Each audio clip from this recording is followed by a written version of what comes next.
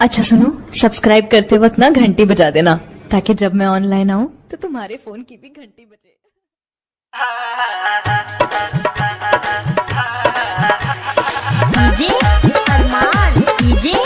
अरमान। Kalika movie recording studio पकड़ी दया। Mix by राज गुप्ता। मांगेला सब तैका तैका हसरैया के लहिका हसना मांगेला सब तैका तैका हसरैया के लहिका बदल जवानी ये सुन है रानी पूछला लइका ई होइका मांगेला सब तैका तैका हसरैया के लहिका सुना मांगेला सब तैका तैका भकरहिया के लहिका चढ़ल जवानी ये सुनाए रानी पकल लइका ई होइका मांगेला सब तैका तैका मोहम्मदी के लहिका सुना मांगेला सब तैका तैका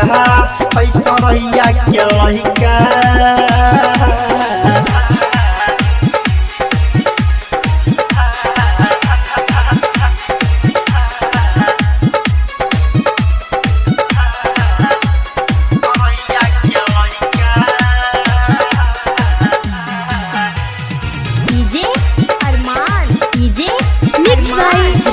ऊपर से निहुर हवे हाथ चोली में लगावे हम बोली न कुछ हो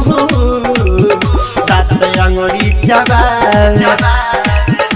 ऊपर से निहुर हवे हाथ चोली में लगावे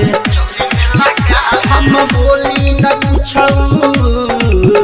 दांत अंगुरी चबावे पूछला है मैडम लहंगा में तुहरा दही डाल के मोहिका मांगेला सब तैका तैका मोहम्मदी के लहिका मांगेला सब तैका तैका चमटोली के लहिका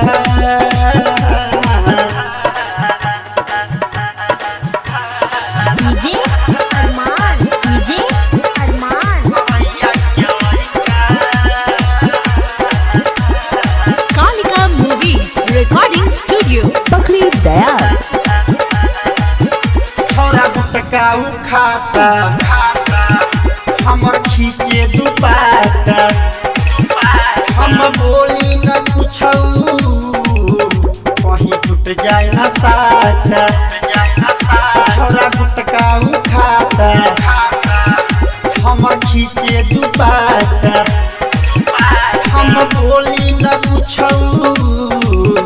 वहीं टूट जाए न साटा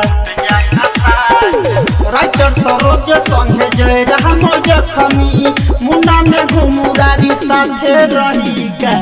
मांगेला सब तैका तैका आई बारात बहला लहिका बुझलू मांगेला सब तैका तैका आई सरैया के लहिका चढ़ल जवानी ये सुनाए रानी पकल लइका ई होइका मांगेला सब तैका तैका मोहम्मदी के लइका सुना मांगेला सब तैका तैका पैसा रहिया के लइका कालिका मूवी रिकॉर्डिंग स्टूडियो पकड़ी दयाल।